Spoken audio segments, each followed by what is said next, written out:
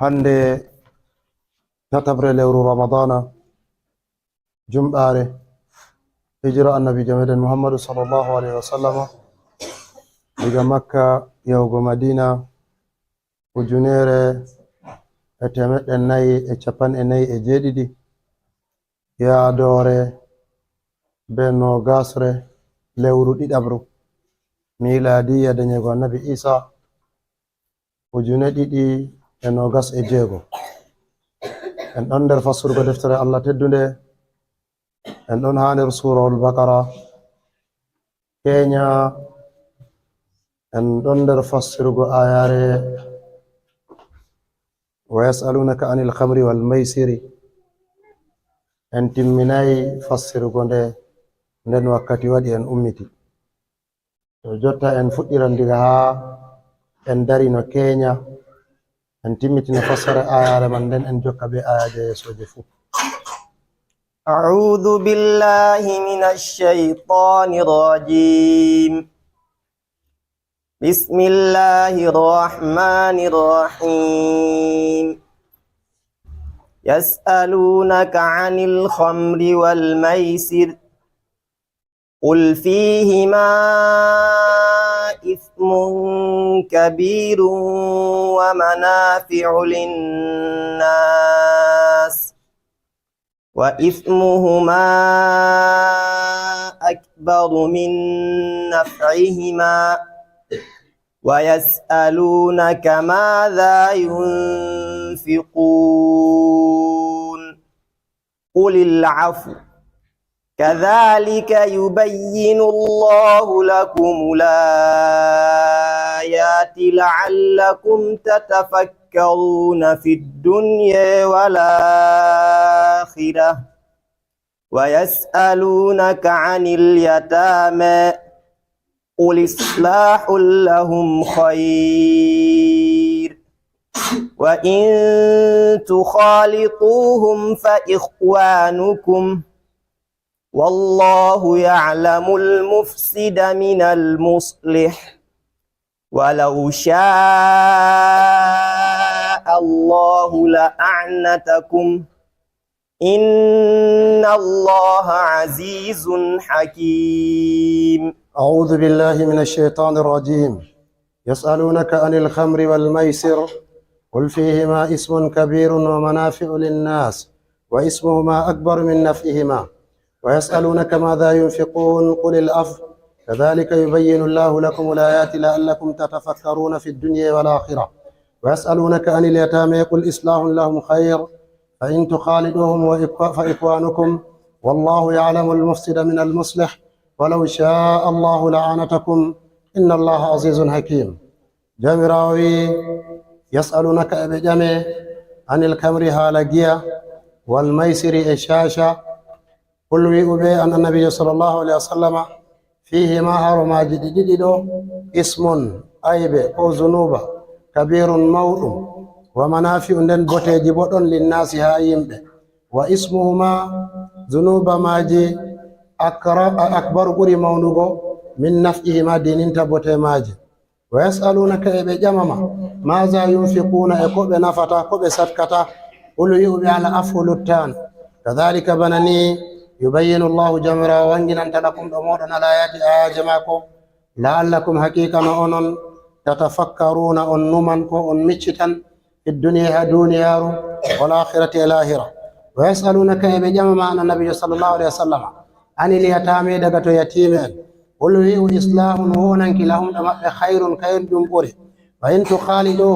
وإن تخالدوهم تأنجلندري جودي مودن بي جودي مبه أن جلندري بي مبه فإخوانكم دردرا بمودن والله جميرا ويعلم أني المصلح وإنه من المفسد دين تبونو ولو شاء الله أن جميرا موينو لعنتكم سيئو بلنا ولو شاء الله لعنتكم دا سيئو بلنا نون إن الله أن جميرا عزيز أجالو حكيم أغنيجو. en ɗon no nder fassirgo ayare arandere en darino ha nokkure wa yasalunaka madha yunfiqun. mo ƴami ƴamol ɗo ha asbabu nuzuli ayi ɓe mbi ɗum Abdullah ibn Rawahata woɓɓe bo mbi ɗum timmitin ko ƴamol ngol amrumnul jamuhi ƴamino aranne ayi irum ayare man jippino hedde ko en janga ɗe ɗo wa yasalunaka madha yunfiqun qul ma anfaqtum min khairin falil walidaini wal aqrabina wal yatami wal masakini wabni sabilino ayni jamirawo wino anko amrumnul jamuhi o jawmu jawdi ha Madina se o wari o ƴami annabijo e ko o satkata woɓɓe mo mbi kanjum waɗi jamirawo se jaabi mo be ayare ɗo woɓɓe mo mbi ayare ɗo nde wari haala walliteteɓe ha caca to waɗama ayi en bollino Kenya to ɓe waɗi caca ɓe ɗo gaɗa rihanu to ɓe gurtini rihanu maɓɓe man dabbaji man dedei kirsaɗi ko lojaɗi man kanji ɓe ñamnata talaka en to kanjum ɗo ɓe ɗo wallitirano talaka en be maji wakkatiyel ɓilla kañum wakkatiyel ceeɗu be nanta dabbude ha maɓɓe to nden nde warti ɗo heɓata sei ɓe ƴami annabijo sallallahu alaihi wasallam ɓe wi kadi e jottikaka ko ɓe satkata kañum ɓe mbi modiɓe se waɗi komgoli woɓɓe ɓe wi ƴamol ɗo ƴamanama e haqqe ɗume on hokketeɓe mari ha jawdi jawmu jawdi woɓɓe wi haala zakka on amma seɗɗa nder modiɓe dow qawlu ɗo jumhuru ka wi sadaka gaɗeteka ɓaawo zakka kanka on ɓe ƴami kanjum waɗi jamirawo wi al afu ko lutti en basirno Kenya en wi ko lutti kanjum on a wurtini goɗɗum nder jawdi maɗa a waɗan haaje ko a waɗan laru a waɗi lawru sei ko luttata lutti to ko luttata lutti mai ɗo kanjum on woni satketeɗum mana kanjum woni a ho'ata a hokka woɓɓe feere tampuɓe marɓe haaje sei ɗum laata kanjum on sadaka taɗawu'u maɗa woɓɓe bo wi kala ha jawdi maɗa ndi a mari pat to a laara ɗume on he'ete laru maɗa ɓaawo laru maɗa ɗume on he'ete ko a sigitinta hoore maɗa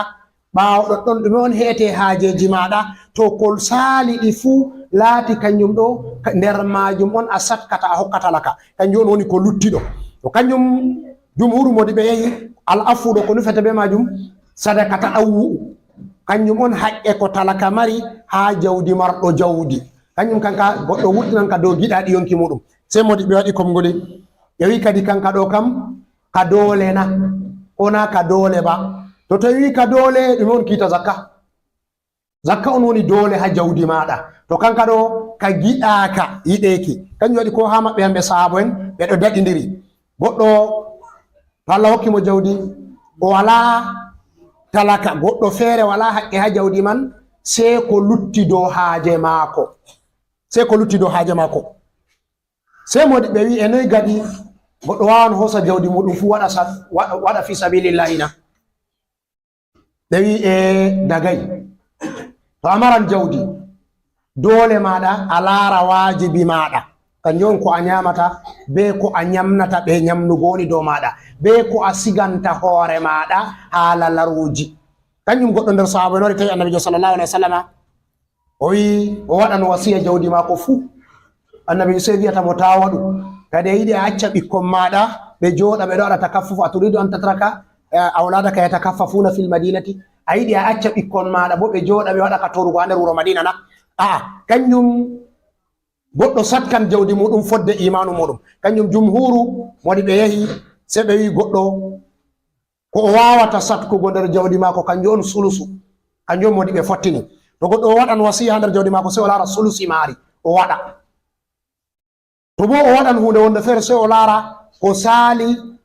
haajeji maako to na o marɗo jawdi ba o yiɗi satkugo ɗon bo sei o itta laruji maako be haajeji maako ko yowi ha dow man kanjum on ko o hosata o satka haɗɗo sei ɓe mbiyata ene waɗi sayyidina Abubakar hanko ñande annabijo sallallahu alaihi wasallam ɗaɓɓiti ɓe wara ɓe waɗa sadaka koko ɓe wara ɓe waɗa ɓe taskana konu ene waɗi hanko o hosi jawdi mako fuu o waɗi ha goɗɗo waɗata sei ɓe mbimodi ɓe fottin ɗo kususiya sayyidina Abubakar feere muɗum kanjum ko ha sahabo en ko sayyidina Umar ñande ɗum waɗa e nani ɗo hakkude Tabuka on sayyidina Umar be hoore mako ñande man ɓe wartidimo fili mako o yahata bana dinaru 10,000 sei o hosi dinaru 5,000 o waddani annabijo sallallahu alaihi wasallam ɓe waddani annabijo ƴami e ko a luttani yimɓe maɗa ko iyalu maɗa sei o wi o luttani ɓe o waddi reeta jawdi mako o luttani ɓe bo reeta nde o wi o waddi reeta o luttani ɓe reeta annabijo sei waɗanimo dow Allah jaɓane ko a waddi barkiɗine ko lutti sayyidina abakar nde wari waddugo kanko jawdi mako fuu o hoosi o wardi sey annabijo sallallahu alaihi wasallam amboye ko a luttani hoore maɗa o wiya o luttani ɓe Allah be annabijo sey annabijo wiyatamo to Allah be annabijo mai bo he'ante ha maɓɓe kanjum waɗi hanko sayyidina abakar o doyi annabijo sey wi ma baynakuma kama bayna kalimatay-kuma ko woni hakkunde moɗon fotan be ko woni hakkunde kalimaji moɗon ɗo haɗɗo jumhuri modi ɓe yehi to a satkan seede a satka ko ɓuri dow haaje maɗa haɗɗo sey modi ɓe fikku ɓe gaɗi aqwalu kanjum ka en puɗɗi keña Abu Zarri Gifari oɗon nder sahaba en annabijo sallallahu alaihi wa sallam woɓɓe wi anko on woni joyaɓo hakko arti silmugo ha annabijo sallallahu alaihi wa sallam nde o wari o silmi bo annabijo accimo o hooti e yimɓe mako ha bani Gifarin o lortay ha annabijo sey ɓawo sulhu Hudaybiya nden o eggi o warti ha annabijo sallallahu alaihi wa sallam o yaliray kono Badar o yaliray kono Hudu be kono julutiɗo ɗo fuu hanko nde o wari o jooɗi be annabijo sallallahu alaihi wa sallam ɓawo annabijo o hooti leddi Sham oɗo jooɗi hananta Muawiya sey o laati to ɓe waɗi kono ɓe wurtini ndalaguji ɓe sendi sey o wiya ɓe fa jawdi sigatake wala no ɓe luttira hunde dole kala ko lutti fu ɓe senda hanko fikhu mako ba en wi Kenya ɗum fikhu al istirakiya kanjum ko ɓe wiyata be Hausare ɓeɗo wiya ɗum tsarin gurguzu kanjum on wala maro hunde sey gomnati tan to a itti gomnati ko ɓe en fotat ha risku leddi kanjum wiyete istirakiya nden sey rasmaliya bo kanjum jare hujja ɓe wiyata be Hausare kanjum bo kanjum nizamu addawla ko moyjo wawan mara to hanko fikra sayyidina Abubakar sayyidina Abu Dharr al-Ghifari hanko fikra mako be fikhu mako fu fikhu mako laati je ɗume je istirakiya on kanjum on to jawdi wari ha dawla ɓe wurtini kumusure Madina ɓe yerɓi sey o wi'a Muawiya sigatako dole Muawiya sey sendina julɓe fu to o laari goɗɗo ɗo mari jawdi ɓawo haaje muɗum so o wiya hoosa hokka mo wala haaje kanjum on woni sharia wi nden annabijo sallallahu alaihi wa sallam meɗi waɗango mo tahli hanko masum hanko Abu Dharri o wi wama qaratil gabra wama azallatil gabra wama qallatil khadra min bi azdaka zilajatin min Abi Dharrin wala mo ɓuri gomɗugo asama meeɗay townugo goɗɗo asama ɗownana goɗɗo leddi bo taɓɓa goɗɗo gonɗuɗo ha ɗemgal muɗum yotti Abu Zarri amma sey o laati nde o luuti ko wiɗo kanjum on gonga ngam jamirawo oli wa atuhum min malillahi alladhi atakum a suratu nuri to hokkeɓe daga to jawdi Allah ndi hokki on nen jamirawo wi a suratul hadid to wa anfiqu mimma ja'alnakum mustakhlafina fihi satke hunde nde mi waɗi on khalifa en on ha maari siyaku aje ɗiɗi ɗo fuɗi ɗo holla jawdi ka Allah mari ko ndi ɗo ha juuɗe maɗa an a khalifa maari on kanjum si a wurtina haqqe Allah ha maari to fikra Abu Dharrin hanko do istirakiya kala jawdi ka fuu muɗum goɗɗo ta sala haaje muɗum to sali haaje ma ni si a hokka mo wala haaje dedei kala ko a mari fuu to laati haaje maɗa timmini si a hokka mo wala haaje sey o laati ɓeɗo hanko o cazzu ngam o luuti jumhuru sahaba en fuu sey o laati o cazzu kanjum waɗi Muawiya wullimo Sayyidina Usman bo nde wartirimo Madina o wi to o wawata joɗugo nder yimɓe ɓe hoora mo Rabasa ɓe hoori mo Rabasa o yahi o jooɗi ha totton kanjum waɗi annabijo sallallahu alaihi wasallam sey o gonɗini hadis al annabijo sallallahu alaihi wasallam o wi Abu Dharrin yaishu wahidan wa yamutu wahidan o wuran feere mako o mayan feere mako kanjum ha Rabasa ɗo feere mako ɗo nder ladde ñande o maya Allah waɗi sahaba en nayi wari ko limseɗɗe o ɓorna o wala ñande man limseɗɗe ɓe suurirta mo ni wala sey nde nder sahaba en goto looti limse maɓɓe nder maɓɓe Hijrun Adil Kindi iraɗo ha leddi Iraqi jotta ɗo Hijrun Adil Kindi ko ɗo nder ɓe yaaliri ɓe nayo ɓe wari ɓe waɗanimo janaisa sey ɓe tabbitini hadis al annabijo sallallahu alaihi wasallam to haɗo modi ɓe fottani goɗɗo ɗo mari tasarrufu ha dow jawdi muɗum ko wajibi dow maari zakka amma ko yiɗa o hokka ko dowi haaje maako kanjum on fassara wa yasalunaka madha yunfikuna qulil af jamirawo sowi kadhalika banani yubayyinu llahu jamirawo wanginanta lakum ɗo moɗon alayati ayaje la'allakum haqiqa no onon tatafakkaruna on miccitan mana on numan sey o tokkini ka be aya ɗiɗaɓa o wi fi dunya wal akhira on numan haala duniyaru be haala lahira to a laari siyaku ayare ɗo nde waddi ƴamɗi on be jawabu muɗum ɓe ƴami annabijo sallallahu alaihi wasallam haala giya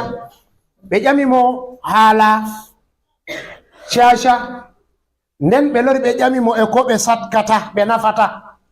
ƴami tati sey jamirawo wi banni o wanginanta on ayaje mako ngam haqiqa onon on numan on miccitan e ko waɗi ayare ɗo nde waɗirama tasyilu be nanta tafakkuru to modi ɓe selari ko waɗi nde timmiri be tafakkuru ngam ko larani giya be shasha ɗum maslaha kuji duniyaru on ko larani satkago kanjum bo ɗum maslaha ku lahira on kanjum waɗi jomirawo sey o wi fi dunia wal akhira to a laari ayare a tawan hatta tafakkaruna ɗo wala waqaf amare ngam a jokkande be ɗiɗaɓre ɗum pat ɗum ba ayaje ɗiɗi on kawta ha nokkure man ko de ke ayare waɗi haɗon noon bo amma wala waqafa to ton a jokkan fi dunia wal akhira on numan haala duniya be lahira ko on numan shani duniyaru be lahira to noyi ayare ɗo sappa on ɓi adama ta o jooɗa wakkatiyel maako ngel o wala numa shani duniyaru be shani lahira nden to o numan shani duniyaru bo na way duniyaru man mujarradu o numata nduba ko maslaha kuma ko duniyaru mujarradu ba aa ɗume on ayaje Allah ko woni ha duniyaru man kanje o taskitata ay jamrawi kadhalika yubayyinu Allahu lakumul ayati banni o wanginanta on ayaje wodi ayat alkauniya ɗon wodi ayat albahira ɗon ayat alkauniya kanju on Allah no tagiri duniyaru man noy ko ɗume tagira o wirnay ɗum daga to ɓiɓɓe adama o wi on numa to on numi wodi andal ngal Allah hokkata on ha majum to a jooɗi a de'iti a numa to a tijji dow a lara asama a numa no Allah tagiri asama to a laari leddi a laara leddi a numa no Allah tagiri leddi to a yi leggal a laara ngal a yi a numa no Allah tagiri to aɗo numa ɗo ɗiɗo ɗo Allah rontinte andal gongal feere ngal a tammay kanjum on woni ayatul kauniya nden woodi ko wiyetemo al ayatul bahira ayaje goɗɗe feere ɗon kanje bo ɗe wembinte hakkiloji kanjum woni irum ɗume irum mujisaji annabo en ɓe wardi be mujisaji ɗi dole ɗi tampina hakkilo maɗa ko waɗi mujiza wi'a mujiza ngam ɗum saali hakkilo ɓi adama ko numata kanjum on irum sekugo lewru irum jungo ngo annabi Musa waylitata irum sawru ndu waylitata warta mboodi irum hayre nde o fi nde wartina ndiyam hunde on nde hakkilo ka fotayi heftande sey ɗum laati kañum ɗum ɗo wiye ayatun bahiratun mana mujizaji on ɗi Allah waɗi ngam wembina hakkilo maɗa a anda mangu jomirawo be bawɗe muɗum nden alora a laara ayatullahi fil kawni a laara ayatullahi fil ardi ayi ayaji Allah ɓe wi taskito to taskitan kalal meƴƴango yitere ma maƴƴata ko kuma jeygol ngol gite maɗa hollete hunde fuu to a taskiti to a numi Allah sey to hollima aya ka o waɗani hunde man ngam kala zarrayel ngel Allah tagi fuu Allah tagay ngel mere woodi ko Allah tagani ngel o tagani ngel o bo ngam aya gotka feere on nder ayaje mako to a taskiti ha majum a numini a heftan aya ko Allah tagi ha nokkure maɗum kanjum waɗi o wi kadhalika yubayyinu Allahu lakumul ayati la'allakum tatafakkaruna haqiqa to ni a waɗan tafakkuru Allah bo wanginante ayaje mako haɗo Abul Attahiya wiyata wa fi kulli shay'in lahu ayatun tadullu ala annahu al-wahidu baytuji man ɗi ɗuɗɗi ala innana kulluna zahibu wa ayyu bani adama kadidu fa badduhum kana min rabbihim wa kullun ila rabbihi aidu fa ya ajaban kayfa yu'sal ilahu am kayfa yajhaduhu al-jahidu walillahi fi kulli tahrikatin wa taskinatin fil wara shahidu wa fi kulli shay'in lahu ayatun tadullu ala annahu al-wahidu wa fi kulli shay'in kala hunde fu lahu ayatun hunde man neɗo mari aya ɗo bo nde ɗo handite nde ɗo holle Allah woni goto nder majum tagugo hunde dow liddotirki ɗo baɗi en bolli keña ɗo to a taskiti hunde a tawan wodi aya Allah hamare kanjum waɗi jomirawo wi en miccita haala duniyaru fi dunya wal akhirati be lahira bo nden bo ta en laara ayatul kauniya tan en ngada tasru himma meɗen ha majum ko kuma ta en laara ayatul bahira ngam kanjum ɗum pat majum wa duniyaru en numo haala lahira bo to modi ɓe wi no a numirta haala lahira sei ɓe wi to gite ma laari hunde wooɗi numtu mboɗenga jawmirawo ko waɗi ha aljanna sei a yela ɗum to a laari hunde nde ñiddima ko nde sunima numu yangada ka Allah waɗi ha yite sei a hultora to a laari laawol ngol fottanima numu laawol lahira no yahirte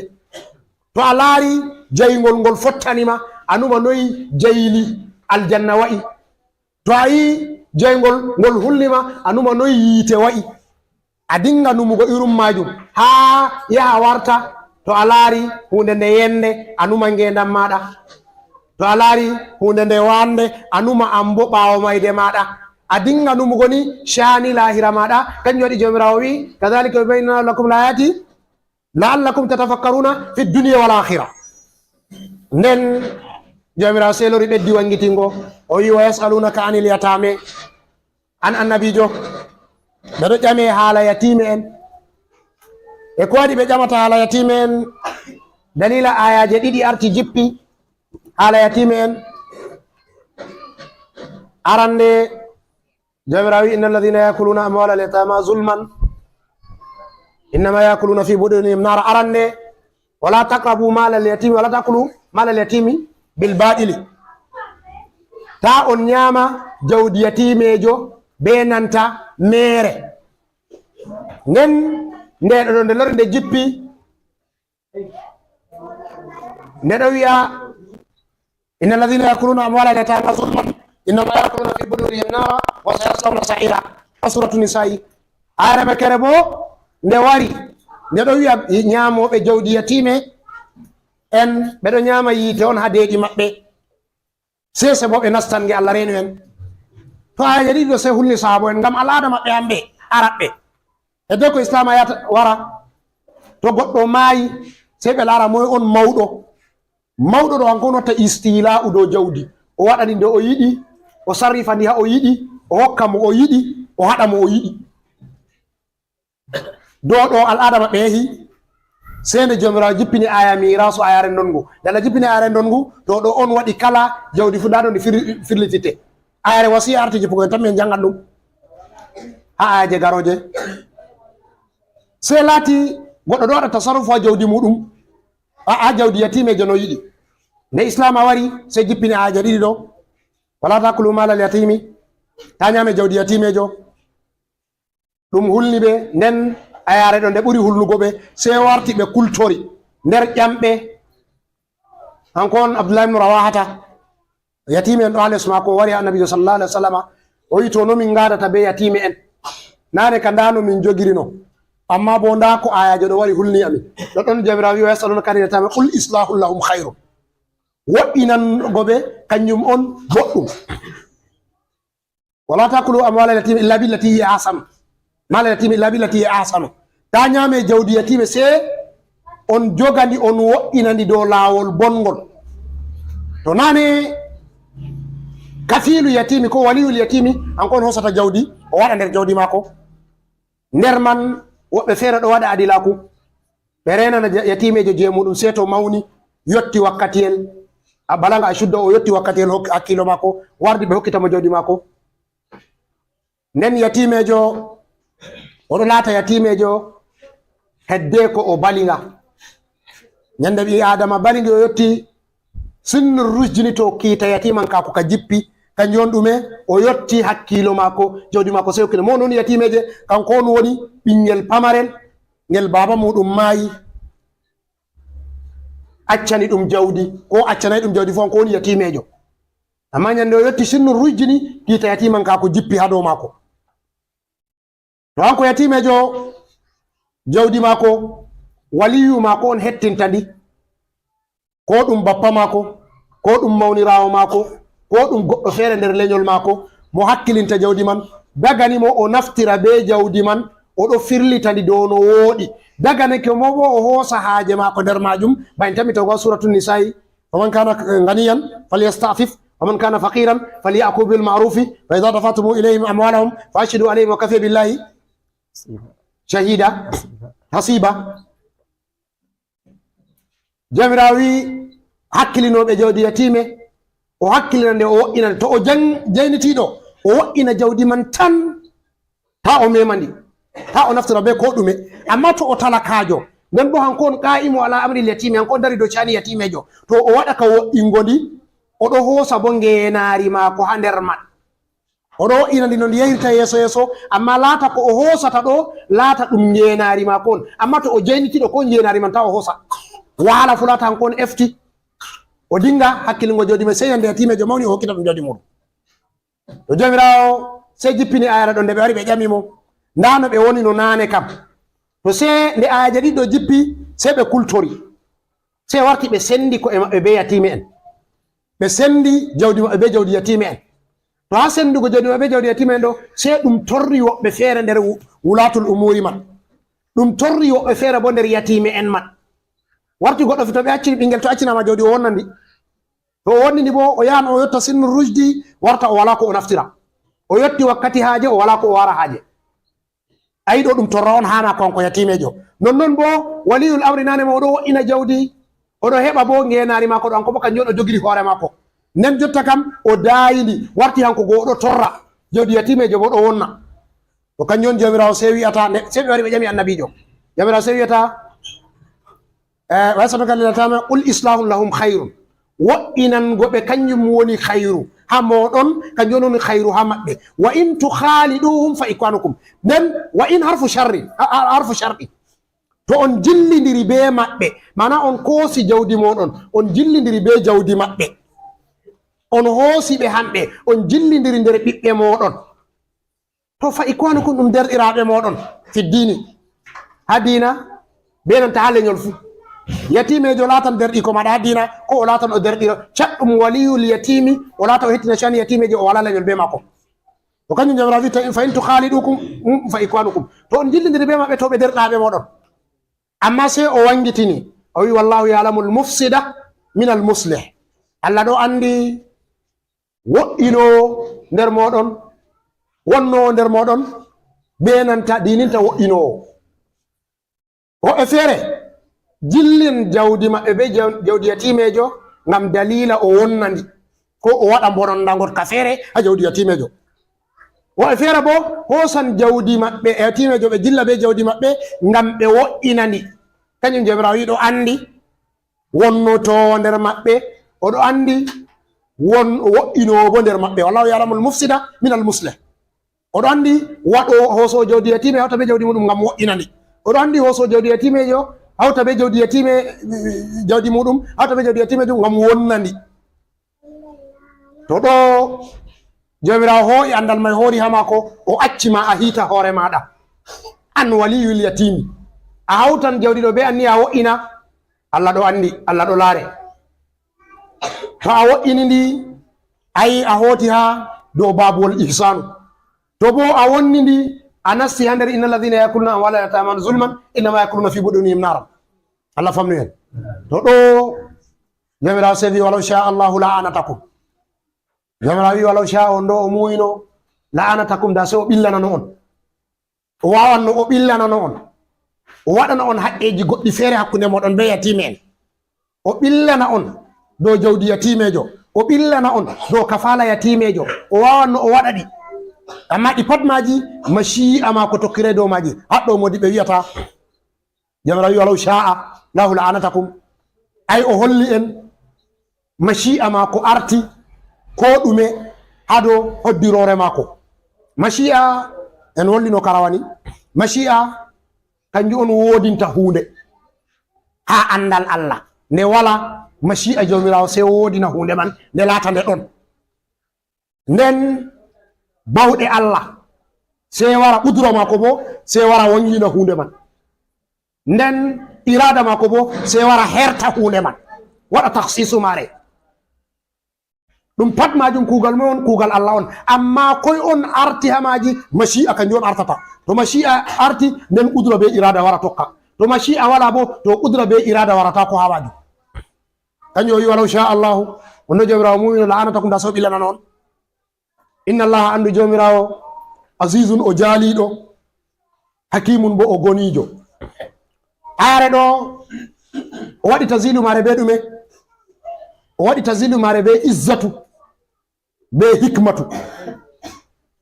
ayi ayare nde to o timminiri nde be ɗume, o timminiri nde be tafakkuru ko, nde bo se o timminiri nde be izzatu be hikmatu. ɗume on waɗi o waddiri izzatu be hikmat? oɗo holla en haala haqqeji yatime en be bo ñamoɓe jawdi yatime en. oɗo mari bawɗe nangugo ɓe, oɗo mari jaalagal dow maɓɓe, kanjum la azizun. nden be hikima mako on bo o wallinani en kiitaji ɗo. Naam. ولا تنكحوا المشركات حتى يؤمن ولا أمة مؤمنة خير من مشركة ولو أعجبتكم ولا تنكحوا المشركين حتى يؤمنوا ولعبد مؤمن خير من مشرك ولو أعجبكم أولئك يدعون إلى النار والله يدعو إلى الجنة والمغفرة بإذنه ويبين آياته للناس لعلهم يتذكرون. ولا تنكحوا المشركات حتى يؤمن ولا أمة مؤمنة خير من مشركة ولو أعجبتكم ولا تنكحوا المشركين حتى يؤمنوا ولا عبد مؤمن خير من مشرك ولو أعجبكم أولئك يدعون إلى النار والله يدعو إلى الجنة والمغفرة بإذنه ويبين آياته للناس لعلهم يتذكرون. جامراوي ولا تنكحوا تاتئ المشركات هي فربه أو تنيب الله ولا تنكحوا المشركات حتى يؤمن هابن نؤنا بورتا بجلبه ولا أمة والله كردو مؤمنة مؤمنيجو خير بري من مشركة إبغو إدبو ديمو كافرو ولا أعجبتكم كودا بواوديني أون ولا تنكحوا تتيني بمودون بو المشركين هي فربه حتى يؤمنوا هابن نؤنا ولا تنكحوا المشركات حتى يؤمنوا هابن نؤنا ولا عبد والله مچuɗo muminun muminijo khairun ɓuri min mushrikin ibgo e kefero wala wajaban koda o wawɗini on ulaika ɓeɗo ɗo yaɗɗuna ɓeɗo nodda ila neri fake e yite wallahu jomirawo yaɗɗuɗo ƴona on ila aljannati fake e aljanna wa yubayyinu jomirawo ɗo wangina wal maghfirati e yafuye bi isnihi e dunga e maako wa yubayyinu oɗo wangina ala ayati ayaje linnasi yimɓe la'allahum haqiqa no hamɓe yatadhakkaruna ɓe siftoran. ayare ɗo kayre man nde wari dow jokkuki siyaqu kiitaji ɗi wari ha surahul baqara sanaji jippugo ayare man ɓe wi nder sahabu en annabijo sallallahu alaihi wa sallam o eggi makka mana o annabijo lelimo abu huzaifata allah lelimo annabijo lelimo diga wuro makka diga wuro madina o yaha o woodi goɗɗo feere silmi ɓe faddi ɗum ha wuro makka sey annabijo lelimo o yaha o wurtinamo o wartiramo nde o yahi wuro makka go woodi debbo feere bo ɗonno ɓe ɗo wowri be mako diga jahiliya inde mako anaku nde araku nani habaru mako sey doggi wari ha mako nani habaru o wari sey doggi wari ha mako sey ƴamatamo noyi kadi a warata ko en ferwana so wi ayi ɗo ko en huwanno nane ɗum kuuɗe jahiliya on islam haɗi ɗum jotta so wi to nden ka ɓangam so wi to nden ɗon bo sey to mi yehi mi ƴami annabijo to nde o warti annabijo sallallahu alaihi wa sallam sey o ƴami annabijo o yiɗi o te'a anaku annabijo sey wiyata mo ayi o kefeero nden jomirawo jippiri ayare ɗo wala tankihul mushrikati hatta yu'minna nden woɓɓe wi ɗon nder ko jippini ayare ɗo islam wari keso ɗuɗɓe nder Makka eggi warti ha Madina, ɓe acci iyaluji maɓɓe, ɓe acci lenyolji maɓɓe, ɓe ngari ɓe jooɗi ha Madina. Bo ɗon bo ɓe wari ɓe tawi wuro Madina no woni ɗabi'a maago feere. ɓe yiɗi ɓe ɗo ewta manan genka yimɓe maɓɓe ɗo nanga ɓe, ɓe ɗo yiɗi bo ɓe waɗa teele hakkunde ɓikkon maɓɓe julɓe be nanta bandiraɓe maɓɓe ɓe silmayi. kanjum on ɓe ƴami ƴamollo nden jomirawo jippini are wala tankihul mushrikati hatta yuminna. kalimol wala tankihu tata te'e, annikahu tegal. kalimol nikahu ɓe ɗon mbiya haqiqatun fil wa'i majazun fil addi, ko kuma haqiqatun fil addi majazun fil wa'i. kalimol tegal haqiqa ha haɓɓode ɗo, wakkati tegal haɓɓi, to ɓe haɓɓi haɓɓode ni to kanjum woni tegal waɗi. o on mbi a'a sei to ɓe nastidago kanjum on woni tegal. kanjum hananta ɓe wi haqiqatun fil addi majazun fil wa'i, kiitaji ko tokkata ɓawo man ɗon ɗuɗɗi. ha ɓe wi haqiqatun fil wa'i majazun fil addi, kiitaji ko tokkata ɓawo man ɗon ɗuɗɗum. to amma haɗo ko en yiɗi wangitingo, en yiɗi en wangitina ɗume on woni tegal. tegal kanjum on sunna ka annabijo sallallahu alaihi wasallam yeɗitini ha nder sunnaji mamiraɓe mako nder annabo en. sunna on ka Allah yeɗiniri duniyaru be muɗum, nden ka laati bo ka ɗo rorontire ha nanta wari ha maɓɓe an ɓe araɓɓe. sei laati tele ɗon ha araɓɓe mai, tele ɗon none fere fere tati, amma tegal gotal kangal on woni ngal islama tabitini, kangal on ngal en woni dow muɗum jotta. to hamɓe ɓe ɗo yela no ɓe te'a bandiraɓe maɓɓe heferɓe, ko woɓɓe nder heferɓe ɗo yela te'a bandiraɓe muɗum julɓe dow silmai. jamirawo sei jippini ayara ɗo wala tankihul mushrikati hatta yuminna. to ɓe non woni mushrikatu.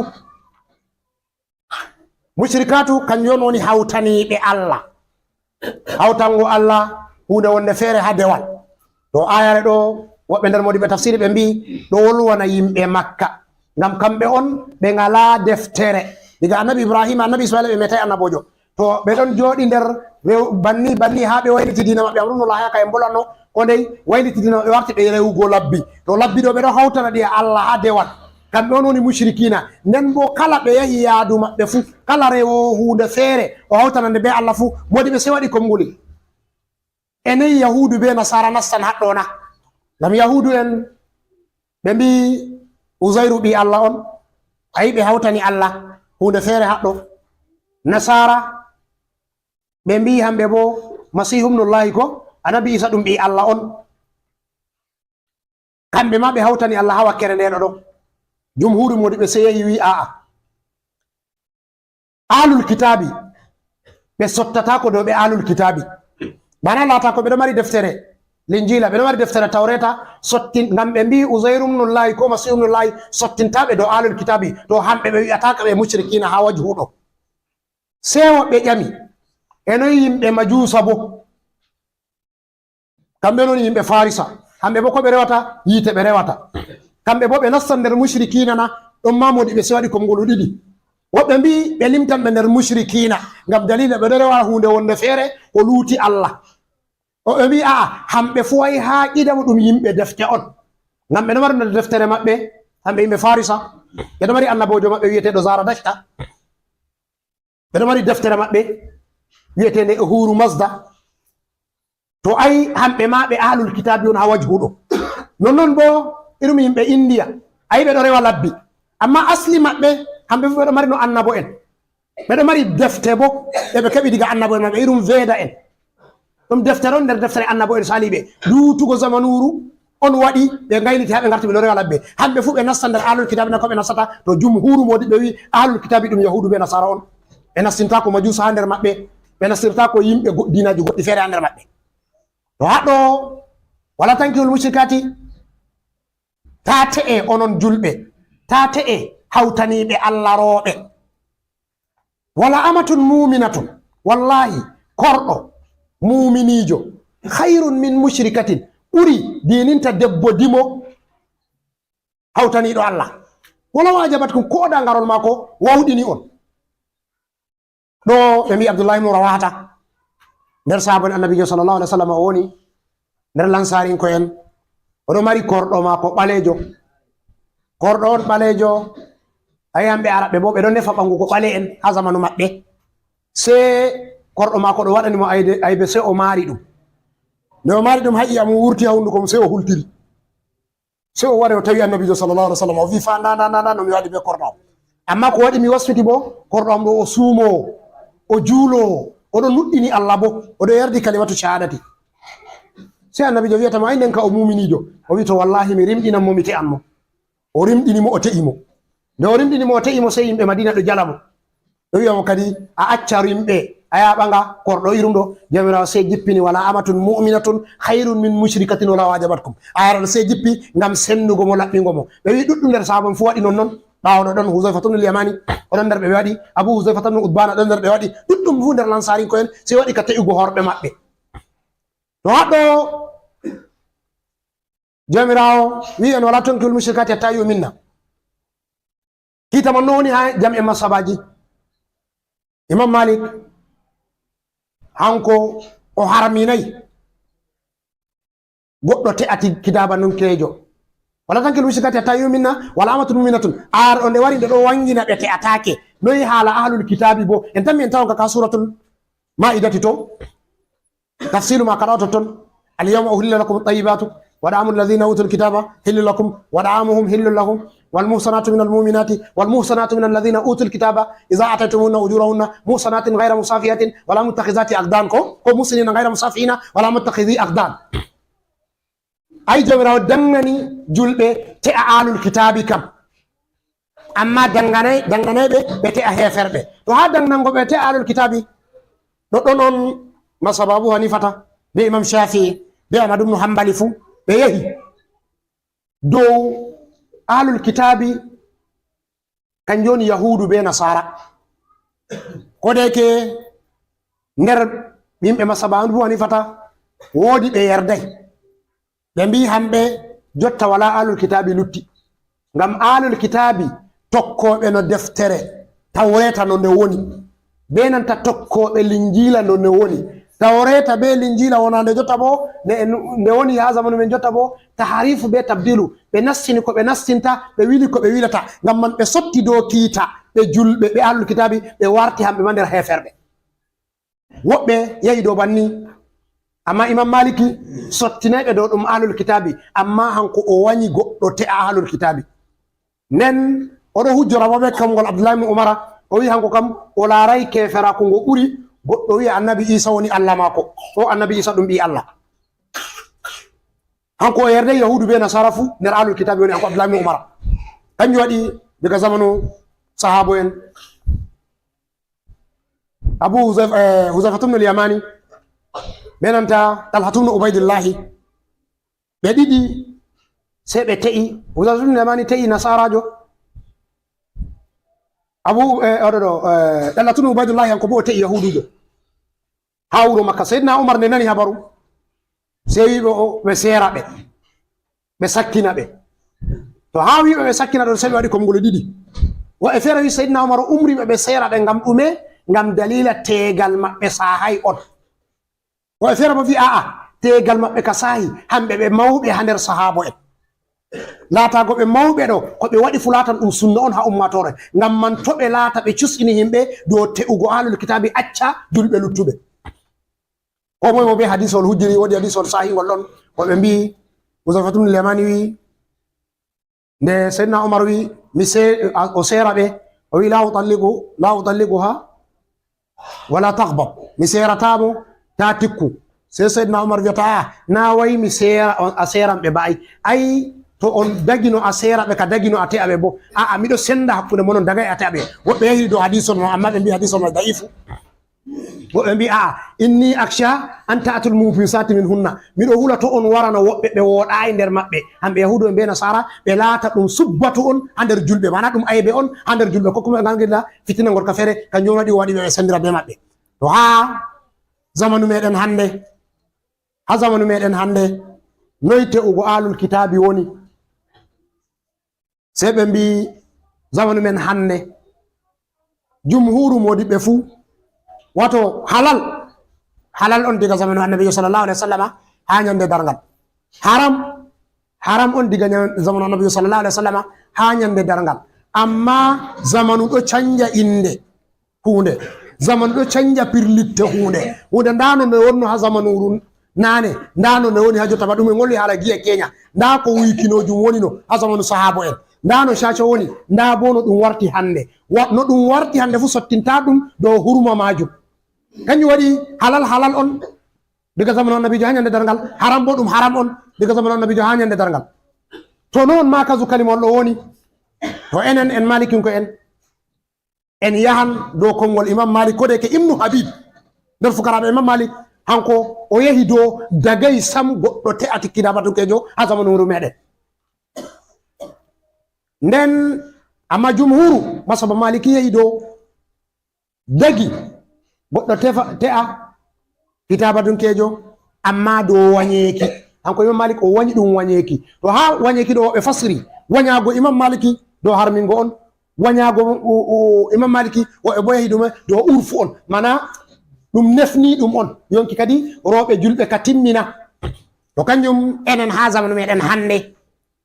en wawan wi'ugo en huran be kalimol ɗume ibnu habibe, ngam en anda moy on ahlul kitabi timmuduɗo man. Jotta moyjo on ahlul kitabi oɗo hura be nanta ko deftere mako huwi, ngam deftere maɓɓe haɗi weerugo mbal,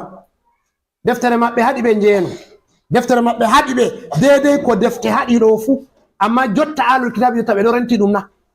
ɓeɗo renti mbalman na, ɓeɗo renti kaɗaɗi ɗo ɗi fuumaji na. Kanjum waɗi enen ha zamanu meɗen en wawan wigo wala ahlul kitabi dow itlaq, en fotai en wi'a nda ahlul kitabi ɓe ha woɗanta enen te'a dow qawlu ibnu habibi. To jomirawo wi'ata en wala tunkil mushrikina hatta yu'minu, ta te'ene ɓiɓɓe moɗon heferɓe bo haɓe nuɗɗina. Mana no a yiɗiri goɗɗo bandiko ma o kefero fuu, ta a hosa ɓingel maɗa a hokka mo seto o nuɗɗini. Wala abdun muminun khairun min mushrikin wala wa ajabakum. Ɓema wi wallahi maccuɗo muminijo ɓuri kefero hawtaniɗo Allah, ko da o wawɗini on. No ɗo nder salihi en ko modi ɓe wi en nder salihi en ɓeɗo hura be kalimol ɗo. Wodi goɗɗo feere ɗum jeyaɗo Allah laɓɗo, oɗo mari ɓiɗɗo debbo bo kewtuɗo, nden ɓiɗɗo may bo dadduɗo ha zamanu muɗum. Se oɗo ɗo wara ƴama, oɗo ɗo wara ƴama, o sali hokkugo. Oɗo mari maccuɗo feere bo, maccuɗo man bo ɓalejo amma kakkilinɗo diina. Se o ƴoni maccuɗo man, o wi min kam ɓiyam ɗo hewti, amma bo mi yiɗi mi hokkitiramo, mi yiɗi a waɗana am shawara mo hani mi hokkitiramo. O wi to yahudu ɗo laara leñol, hamɓe leñol ɓe ɓuri yi'ugo. Nasara ɗo laara daraja, nasara ɗo laara jawdi, hamɓe jawdi ɓe ɓuri hurugo. Onon araɓe on ɗo laara ngarol on ɓuri hurugo. Amma annabijo sallallahu alaihi wasallam o wi diina ɓuri. Se o waɗanimo hadisol ɗum kawol maliku Buhari be Muslim fili hadisol man, ɗum kawol mar'atu li jamaliha wa li maliha wa li hasabiha wa li diniha fa alayka bi zati dini taribat yadaka. Debbo ɗo te'e ngam kujeji nayi. Arande oɗo te'e ngam ngarol mako, oɗo te'e ngam daraja mako, oɗo te'e ngam jawdi mako,